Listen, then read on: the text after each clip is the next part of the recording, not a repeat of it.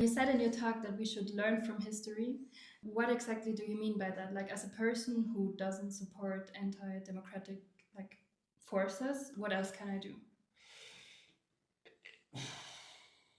It's a good question, and this is how I buy time as a professor to find an answer. It's an important question. I think we have to expand the definition of journalism, expand the practitioners and the practice to include other disciplines. And that includes historians. It also includes anthropologists and sociologists and ethicists and others. But I think history comes first on the list. You said the root to extremism is loneliness. So what can and should media do to contact to these loneliness, or whose responsibility is it at all? It's Hannah Arendt who theorized that loneliness was the key to the rise of totalitarianism and authoritarianism. And she emphasized that one can be lonely in a crowd. Mm-hmm. So you might look at MAGA in the US, or you might look at AfD in Germany and say, well, they're not lonely, they're hanging around with all these people. But there's a different kind of loneliness because they don't feel as if they are themselves. And they're vulnerable to the call of the cult and the extremist as a result. I think a lot of the problem is that people don't feel actually heard. The example I use all the time, you may remember from the story in America of the Haitian immigrants who were being accused of eating the cats and dogs in Springfield, Ohio. And I got into an argument with a media reporter at National Public Radio who said, when I criticized coverage of this, he said, well, Jeff, the Wall Street Journal sent a reporter and they proved the cats and dogs are alive in Springfield, Ohio, so they did their job. That missed the point entirely. I don't believe that anyone who said Haitians are eating cats and dogs believed it. That wasn't the point. The point was to signal belonging to the cult. The point was to create a gathering point for those extremists. And the point was to get that into mainstream media discourse and affect that discourse. We think we set the agenda. No, the extremists set it when they do things like that. There's a German news outlet, and they are organizing kind of open spaces for people to join them and tell them about their sorrows, and they will have a look if they will, like if that's a story that they will report on. Do you think that could be like a possibility for media to counter that, like loneliness and feeling unheard? Journalists tend to go out, and there's one famous New York Times story where they went and found a guy who was far right-wing and kind of said, well, this Nazi wears khaki pants and goes to Panera like the rest of us. That normalized him. And that was the exact wrong thing to do. It's wholly different, however, if you go to one of these communities, even people who voted for Trump, even the most rabid of them, if you can instead get them to talk about their fears and their joys and what matters to them in their everyday lives, what matters to them about their kids and their jobs, that is a better meeting point for discussion. There's something you might want to look up called spaceship media. It was kind of an experiment, but they took people who disagreed about an issue, the journalist met them, and then they threw them into a Facebook group together. But because the journalist had had a relationship with them, when the discussion started going downhill, they came to the journalist. They said, can you help us out here? We're getting in trouble. Can you look up some stuff for us? Well, at that point, they were saying, we care about an informed conversation, and we trust the journalist to help us do that. Hallelujah.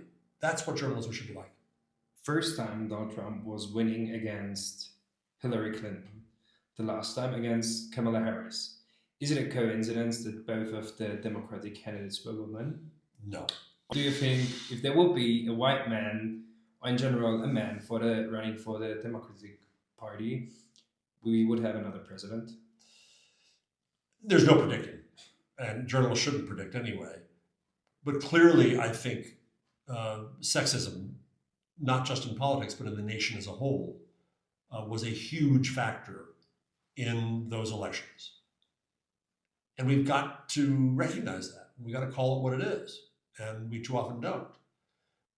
So next time, a white man? Probably. There is like the information that maybe Gavin Newsom, governor of California, could probably be the next president. How is this in the US? Is there the same view of the thing, or is it not that big topic as it is in Europe? I certainly see that Newsom is a great media story, and I understand why Europeans would be fascinated with him. But I do not think it is the job of journalists to predict. A, because we're bad at it, and B, because it preempts the voters' rights to have their own decisions. So it's a very hard thing. It's a hard habit to stop, but we have to stop it. Do you think that the release of the Epstein files could lead to MAGA people changing their mind about Donald Trump? Or do you think there's another thing that could have that effect?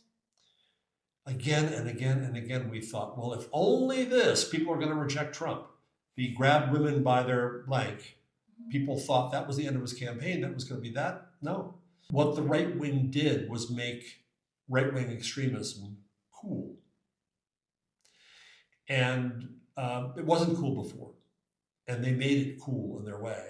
And that's a frightening thing for the cultural zeitgeist in America.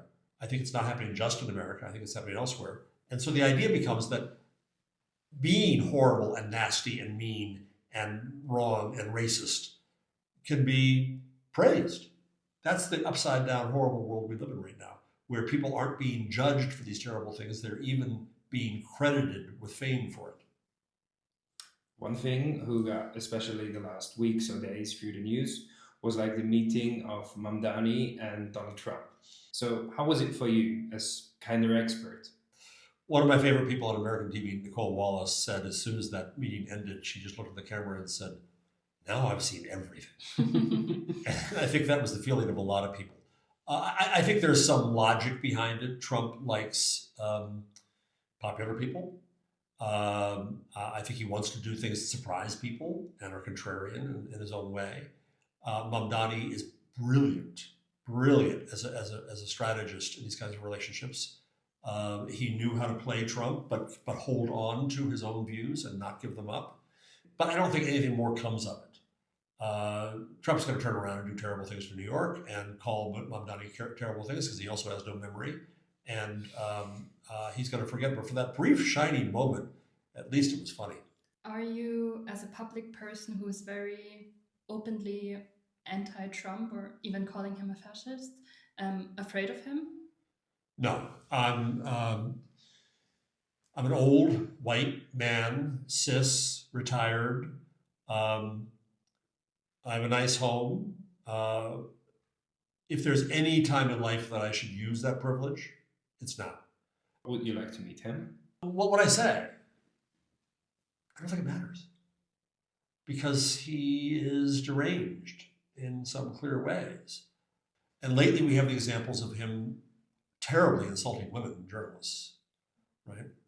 And never once has another journalist in the room said, how dare you say that? Or you're wrong. That's shameful. So I think we need more models for how journalism should be done. That would kind of be my last question. Do you have any tips for young journalists in context of like the rise in right-wing politics? I'm glad you're in this. I became a journalism teacher because I'm too old to fix it. And part of the problems were ones I made. It's a great time to be a journalist. It really is. Scary, not just politically, but also economically. Learn what you're being taught about how journalism has operated.